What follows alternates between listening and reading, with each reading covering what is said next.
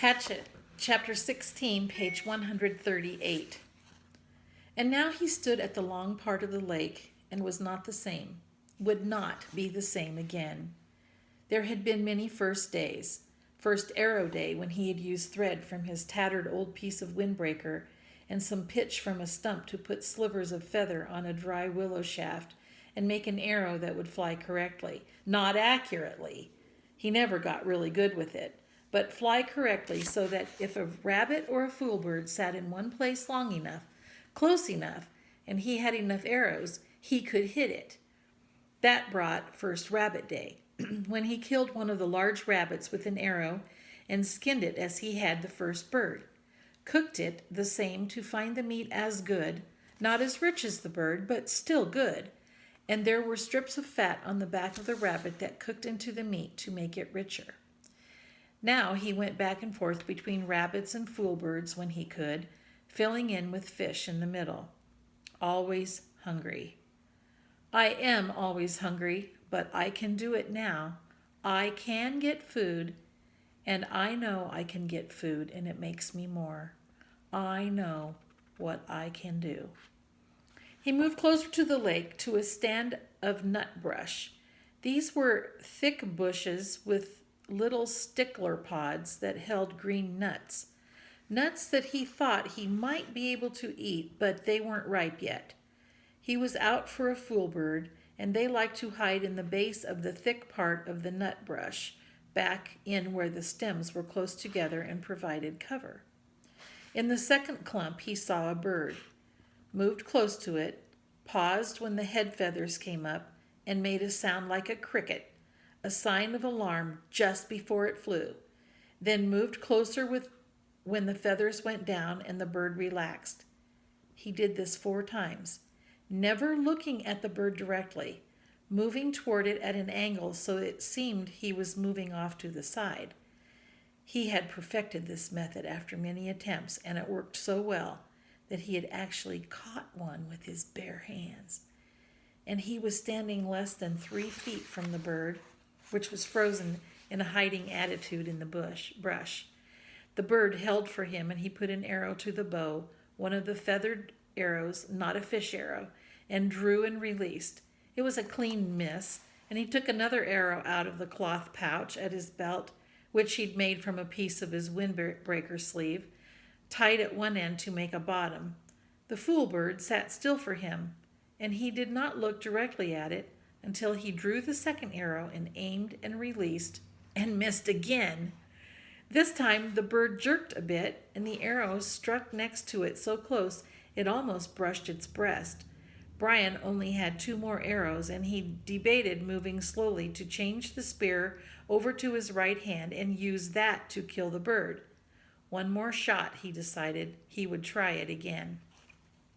He slowly brought another arrow out, put it on the string, and aimed and released, and this time he saw the flurry of feathers that meant he had made a hit. The bird had been struck off center and was flopping around wildly. Brian jumped on it, grabbed it, and slammed it against the ground once, sharply, to kill it.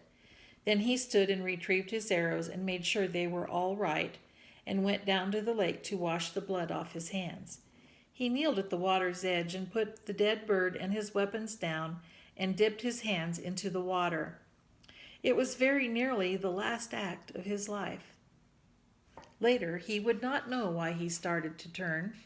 Some smell or sound, a tiny brushing sound, but something caught his ear or nose when he began to turn and had his head half around when he saw a brown wall of fur detach itself from the forest to his rear and come down on him like a runaway truck.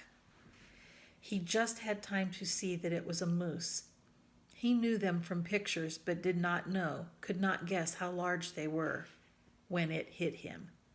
It was a cow, and she had horns, and she took him in the left side of the back with her forehead, took him and threw him out into the water, and then came after him to finish the job. He had another second half to fill his lungs with air. He had another half second to fill his lungs with air, and she was on him again, using her head to drive him down into the mud of the bottom. Insane, he thought. Just that, the word, insane. Mud filled his eyes, his ears. The horn boss on the moose drove him deeper and deeper into the bottom muck, and suddenly it was over, and he felt alone. He sputtered to the surface, sucking air and fighting panic, and when he wiped the mud and water out of his eyes and cleared them, he saw the cow standing sideways to him not 10 feet away, calmly chewing on a lily pad root. She didn't even appear to see him, or didn't seem to care about him, and Brian turned carefully and began to swim crawl out of the water. As soon as he moved, the hair on her back went up, and she charged him again, using her head and front hooves this time, slamming him back and down into the water. On his back this time, he screamed the air out of his lungs and hammered on her head with his fists and filled his throat with water. And she left again. Once more, he came to the surface, but he was hurt now, hurt inside, hurt in his ribs, and he stayed hunched over, pretended to be dead. She was standing again, eating. Brian studied her out of one eye, looking to the bank with the other, wondering how seriously injured he was, wondering if she would let him go home this time. Insane. He started to move ever so slowly.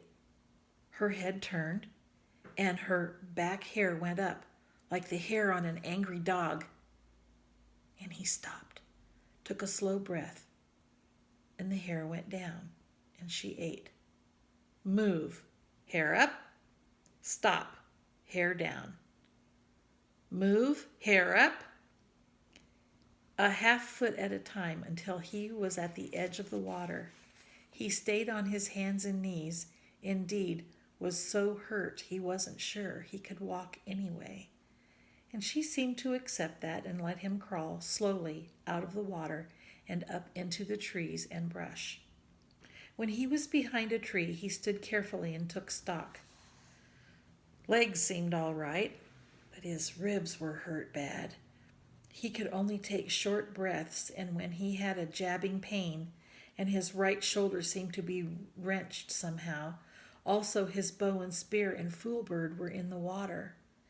At least he could walk, and he had just about decided to leave everything when the cow moved out of the deeper water and left him, just as quickly as she'd come, walking down along the shoreline in the shallow water with her long legs making sucking sounds when she pulled them free of the mud.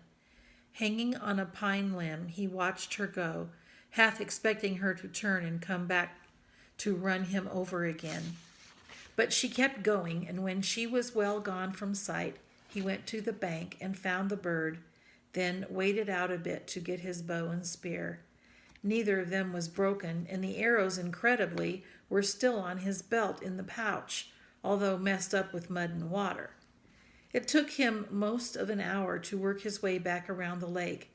His legs worked well enough, but if he took 2 or 3 fast steps, he would begin to breathe deeply, and the pain from his ribs would stop him, and he would have to lean against a tree until he could slow down, back down to shallow breathing.